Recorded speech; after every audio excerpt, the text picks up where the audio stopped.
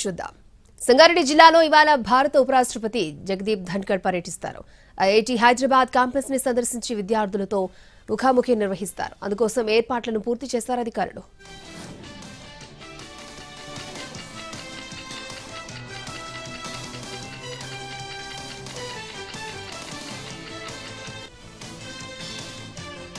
త్వరలోనే తల్లికి వందనం ఇస్తామని చెప్పారు ఏపీ సీఎం చంద్రబాబు. ఎంతమంది పిల్లలుంటే అంతమందికి 15,000 రూపాయలు చొప్పున అందిస్తామన్నారు. ప్రజలకిచ్చిన హామీలు అమలు చేసేందుకు కూటమి కట్టుబడి ఉందన్నారు ఆయన. ఎన్నికలకు ముందు చెప్పిన దానికంటే రాష్ట్రంలో ఎక్కువ చూసినా అంతకంటే ఎక్కువ గోతులు ఉన్నాయన్నారు సీఎం చంద్రబాబు. అగాధాన్ని ఎలా దాటాలో దిక్కు తోచడం లేదన్నారు. అందుకే కేంద్రం నుంచి కూడా సాయం తీసుకుంటున్నామని చెప్పారు. ఏది ఏమైనా సంక్షేమం, అభివృద్ధి రెండూ చేసి చూపిస్తానన్నారు చంద్రబాబు.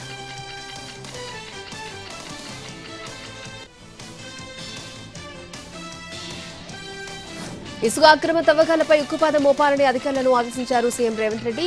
గరుడ శాఖపై రివ్యూ చేసిన రేవంత్ ఇసుకతో పాటు ఇతర ఖనిజాల అక్రమ తవ్వకాలు, రవాణాపై కఠిన చర్యలు చేపట్టాలన్నారు. గత నెల రోజులుగా తీసుకున్న చర్యలతో ఇసుక అక్రమ రవాణాకు అడ్డుకట్టబడిన విధానాన్ని, పెరిగిన ఆదాయాన్ని అధికారులు సీఎంకి వివరించారు.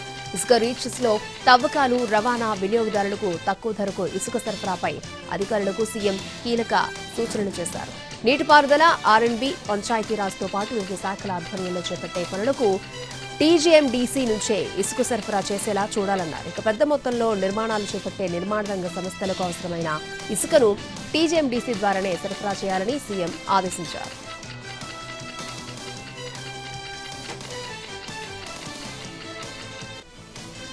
కులగణన రీసర్వేకు తక్కువ స్పందన వచ్చిందన్నారు మంత్రి పొన్నం ప్రభాకర్. సర్వే రిజెక్ట్ చేసిన వాళ్ళ కోసం మరొక అవకాశం ఇచ్చామన్నారు. 18 జిల్లాల్లో కులగణన సర్వే 100% పూర్తయిందన్నారు మంత్రి. త్వరలోనే 42% రిజర్వేషన్ చట్టం తీసుకొస్తామన్నారు. కులగణనపై మాట్లాడే హక్కు బీజేపీకి లేదన్నారు పొన్నం ప్రభాకర్. కేసీఆర్ ఫ్యామిలీ తెలంగాణ జనాభా లెక్కల్లో లేనట్టేనన్నారు పొన్నం.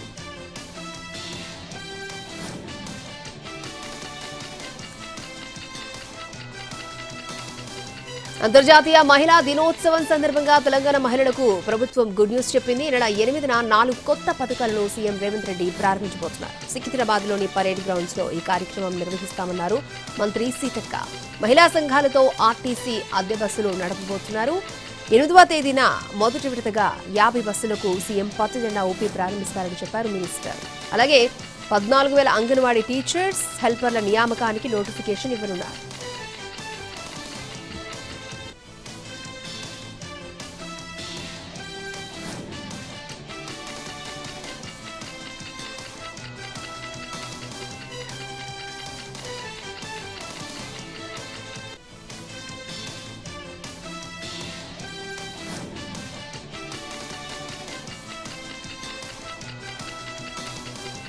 రేవంత్ రెడ్డి, కిషన్ రెడ్డి మధ్య మాటల యుద్ధం నడుస్తోంది. బీజేపీపై ఆరోపణలు చేసి తనపై వ్యతిరేకతను తప్పించుకోవాలని సీఎం రేవంత్ రెడ్డి చూస్తున్నారని కిషన్ రెడ్డి ఆరోపించారు.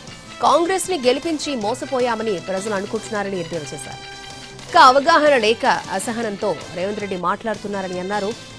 కాంగ్రెస్ పార్టీలో అంతర్గత కుమ్ములాటలు, ఆయనపై అసంతృప్తి మాటల్లోనే కనిపిస్తోందన్నారు. ప్రభుత్వం హామీల అమలుపై దృష్టి పెట్టాలని సూచించారు. బ్లాక్ మెయిల్ చేసినంత మాత్రాన కాంగ్రెస్ ప్రభుత్వం వచ్చిన వ్యతిరేకత పోదన్నారు కిషన్.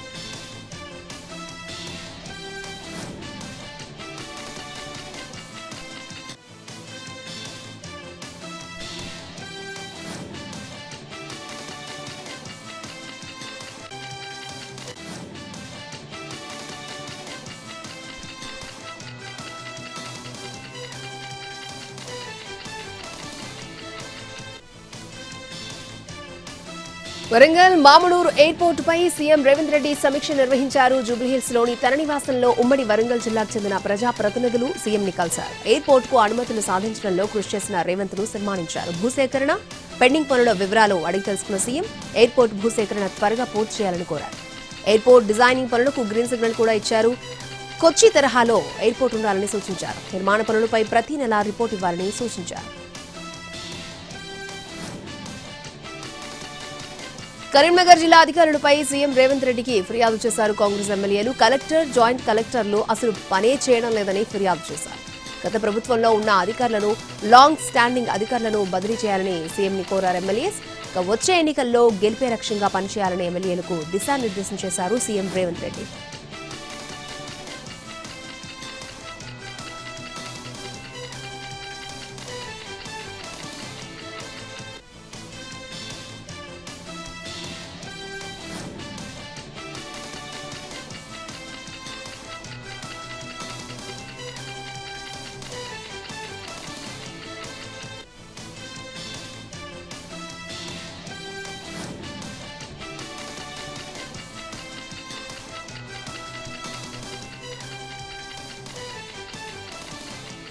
సవార్ సినీ నటుడు పోసాని కృష్ణమురళికి ఎలాంటి అనారోగ్యం లేదని అంతా బాగానే ఉందని డాక్టర్లు తేల్చారు. రాజంపేట సబ్ జైల్లో ఉన్న పోసాని కృష్ణమురళి శుక్రవారం విరోచనాలతో బాధపడ్డారు. రాత్రి ఆయనకి వైద్య పరీక్షలు నిర్వహించారు. నిన్న ఉదయం ఛాతీలో నొప్పిగా ఉందని పోసాని చెప్పినట్టు సమాచారం. దీంతో వెంటనే రాజంపేట ప్రభుత్వ ఆసుపత్రికి తరలించారు.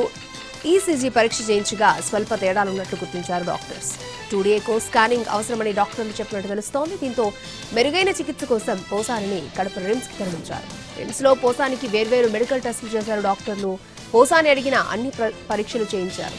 పోసాని ఆరోగ్యం విషయంలో ఎలాంటి ఇబ్బంది లేదని రిమ్స్ డాక్టర్లు తేల్చారు.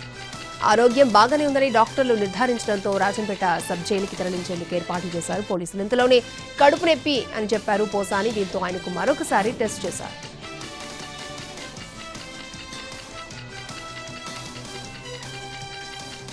ఎస్ఎల్బీసీ టన్నెల్ రెస్క్యూ ఆపరేషన్ కీలక దశకు చేరుకుంది. గ్రౌండ్ పెనిట్రేటింగ్ రాడార్ గుర్తించిన ప్రాంతాల్లో రెస్క్యూ టీమ్స్ తవ్వకాలు జరుపుతున్నారు. జీపీఆర్ ద్వారా 2 మీటర్ల లోతులో 4 మృతదేహాలను గుర్తించారు. మరొక చోట 7 మీటర్ల లోతులో మరో 4 మృతదేహాలను గుర్తించారు. 7 మీటర్ల లోతులో ఉన్న 4 మృతదేహాలు వెలికి తీయడం సాధ్యం కాకపోవచ్చు అంటున్నాయి రెస్క్యూ టీమ్స్. ఇవాళ మధ్యాహ్నం వరకు 2 మీటర్ల లోతులో ఉన్న మృతదేహాలు వెలికి తీస్తాయని చెప్తున్నారు. టన్నెల్లో మనుషులున్నట్లు ఆనవాళ్లు కనిపించిన ప్రదేశంలో తవ్వకాలు జరుగుతున్నట్లు వివరించారు.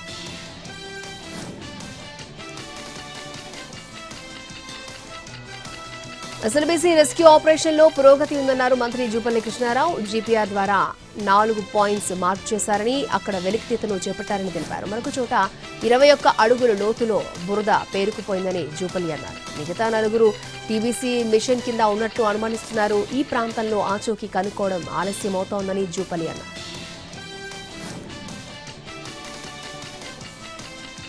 ములుగు జిల్లా ఏటూరు నాగారం పోలీస్ స్టేషన్ ముందున్న జాతీయ రహదారిపై ఉన్న గేటును అధికారులు తొలగించారు. 25 ఏళ్లుగా భద్రతా కారణాల దృష్ట్యా ఈ గేటును మూసేశారు.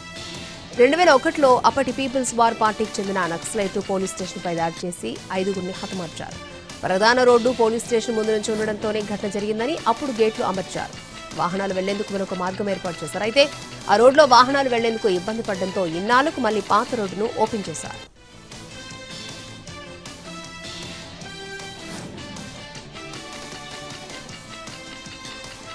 హైదరాబాద్ సిటీ ఆర్టీసీ బస్సుల్లో ఆన్లైన్ టికెటింగ్ విధానాన్ని తీసుకొస్తున్నట్లు ఆర్టీసీ ప్రకటించింది. ప్యాసింజర్స్ కి కండక్టర్స్ కి మధ్య చిల్లర గొడవలకు స్వస్తి పలికేందుకు నిర్ణయం తీసుకుంది. సిటీ బస్సులో క్యూఆర్ కోడ్ స్కానింగ్ తో ప్రయాణం చేయొచ్చునని వెల్లడించింది. ఇక నుంచి యూపీఐ పేమెంట్స్ ద్వారా ఆర్టీసీ బస్సుల్లో టికెట్ తీసుకునే వెసులుబాటు కల్పిస్తున్నట్టు అధికారులు తెలిపారు.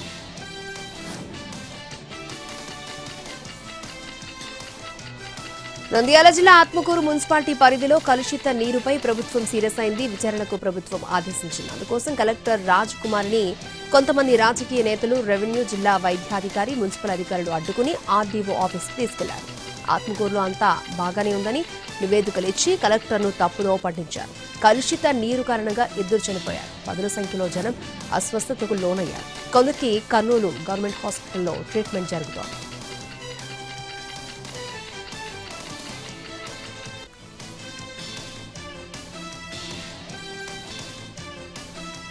శ్రీశైలంలో మహాశివరాత్రి బ్రహ్మోత్సవాలు ఘనంగా ముగిశాయి. ఉత్సవాల్లో భాగంగా బ్రహ్మరాంబ మల్లికార్జున స్వామి అమ్మవార్ల ఉత్సవ మూర్తులను అశ్వవాహనంపై వేయించేసి ప్రత్యేక పూజలు నిర్వహించారు. సాయంకాలం వేద మంత్రోచ్చరణల మధ్య మంగళ వాయిద్యాలతో అక్క మహాదేవి మండపంలో శాస్త్రోక్త పూజలు జరిపించారు. అమ్మవారికి ప్రీతికరమైన కాగడాలు, ఎర్ర గులాబీలు, తెల్ల చామంతి, ఊదా చామంతి, మందారం, లిల్లీ, ఎర్రగన్నేరు, ఊదాగన్నేరు, దేవగన్నేరు, నందివర్ధనం, గరుడవర్ధనం, తెల్లచామంతి తదితర 21 రకాల ప్రత్యేక పుష్పాలను స్వామి అమ్మవార్లకు సమర్పించారు.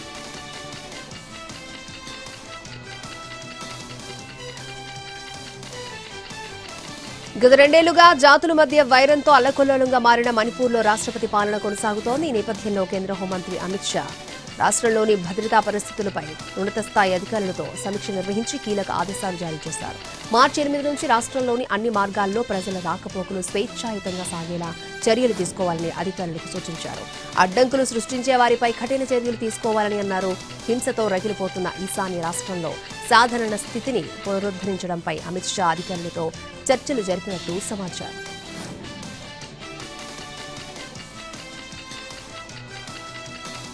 బుల్లెట్ ట్రైన్ సహా అహ్మదాబాద్ రైల్వే స్టేషన్ పునరాభివృద్ధి పనులు త్వరితగతిన జరుగుతున్నాయని కేంద్ర రైల్వే శాఖ మంత్రి అశ్విని వైష్ణవ్ అన్నారు.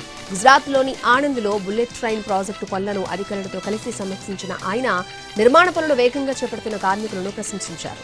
360 కిలోమీటర్ల మేర బుల్లెట్ ప్రాజెక్టు పూర్తయిందన్న ఆయన బుల్లెట్ ట్రైన్ ఎప్పుడు పట్టాలెక్కనుంది అనే విషయాన్ని మాత్రం వెల్లడించలేదు. Mumbai Ahmedabad bullet train project కోసం నిర్మిస్తున్న 200 మీటర్ల పొడవైన స్టీల్ వంతెనను కేంద్ర మంత్రి సందర్శించారు.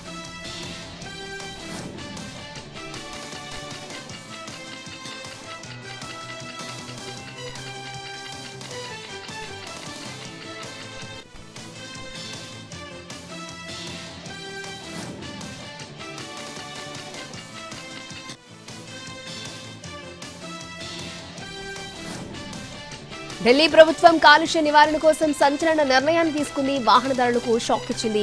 15 ఏళ్లు దాటిన వెహికల్స్ కి పెట్రోల్ డీజిల్ బంద్ చేయాలని డిసైడ్ అయింది. మార్చి 31 తర్వాత బంకుల్లో ఇంధనం పోయొద్దని ఆదేశాలు జారీ చేసింది. ఈ వాహనాలను గుర్తించేందుకు పెట్రోల్ బంకుల్లో ప్రత్యేక పరికరాలను ఏర్పాటు చేయనున్నట్లు తెలిపింది.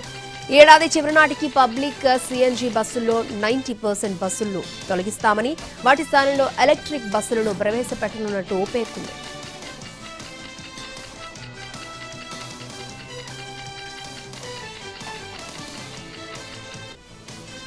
ఉత్తరాఖండ్లో గత కొన్ని రోజులుగా మంచు కురుస్తూ ఉండడంతో భారీగా మంచు చర్యలు విరిగిపడ్డాయి. వాటిని తొలగిస్తున్న కార్మికుల్లో 55 మంది అక్కడే చిక్కుకుపోయారు. సహాయక చర్యల్లో భాగంగా 50 మందిని ఆర్మీ రెస్క్యూ చేసింది. అయితే వారిలో కొందరి పరిస్థితి విషమంగా ఉండగా జోషిమఠ్ హాస్పిటల్లో చికిత్స పొందుతూ 4 ప్రాణాలు కోల్పోయారని తెలిపింది. ఇంకా 5గురిని కాపాడేందుకు చర్యలు కొనసాగుతున్నాయి.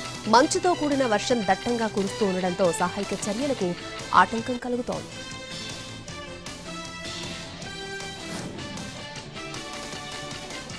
మాదక ద్రవ్యాల కట్టడి దిశగా పంజాబ్ సర్కార్ చర్యలను ముమ్మరం చేసింది. 3 నెలల్లోపు రాష్ట్రాన్ని డ్రగ్స్ రహితంగా మార్చాలంటూ సీఎం భగవంత్ మాన్ పిలుపునిచ్చిన నేపథ్యంలో పోలీసులు పెద్ద ఎత్తున చర్యలు తీసుకున్నారు.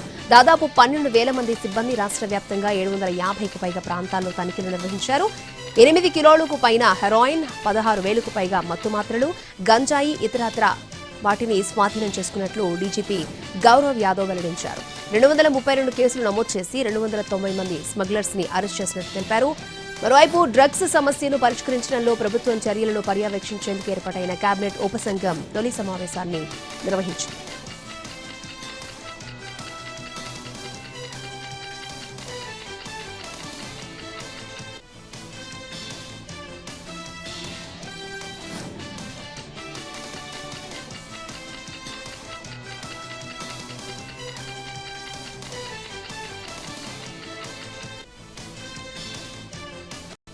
హర్యానాలోని రోహ్తక్ జిల్లాలో దారుణం చోటు చేసుకుంది. మహిళా కాంగ్రెస్ నేత హిమానీ నార్వాల్ దారుణ హత్యకు గురయ్యారు. ఆమెను హత్య చేసిన అనంతరం సూట్ కేసులో మూటగట్టి ఒక నిర్మానుష్య ప్రాంతంలో పడేశారు దుండగులు. సిప్లా బస్టాండ్ దగ్గర సూట్ కేసులో హిమానీ నార్వాల్ మృతదేహం ఉండడంతో స్థానికంగా కలకలం రేగింది. గతంలో రాహుల్ గాంధీ చేపట్టిన జోడో యాత్రలో ఆమె చురుగ్గా పాల్గొన్నారు.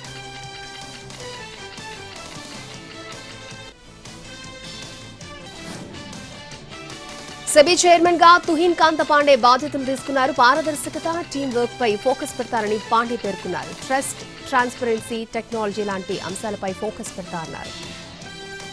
ప్రపంచంలోనే ఉత్తమమైన మార్కెట్ నియంత్రణ సంస్థను క్రియేట్ చేస్తామని చెప్పారు.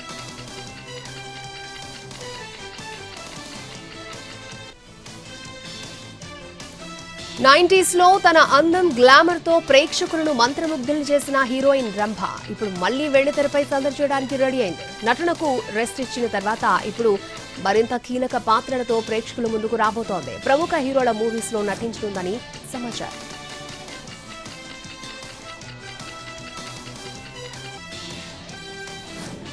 ఆంధ్రప్రదేశ్ రాష్ట్రంలో భానుడు భగభగా మండుతున్నాడు. ఉదయం నుంచి ఎండ ప్రభావం ఎక్కువగా ఉండడంతో ప్రజలు అల్లాడిపోతున్నారు. ఎండ తీవ్రతతో పాటు వడగాల్పులతో జనం ఉక్కిరిబిక్కిరవుతున్నారు. ప్రతిరోజు ఉష్ణోగ్రతలు పెరిగిపోతూనే ఉన్నాయి. ఈ టైంలో ఎండ ప్రభావం, వడగాల్పులతో ప్రజలు జాగ్రత్తగా ఉండాలని విపత్తుల నిర్వహణ సంస్థ హెచ్చరికలు జారీ చేసింది. అలాగే రాష్ట్రంలోని పలు ప్రాంతాల్లో వడగాల్పులు, మరికొన్ని చోట్ల ఎండ ప్రభావం ఎక్కువగా ఉంటుందని విపత్తుల నిర్వహణ సంస్థ వెల్లడించింది. మార్చి నుంచే సాధారణం కంటే అధిక ఉష్ణోగ్రతలు ఎక్కువగా ఉంటాయని పేర్కొంది.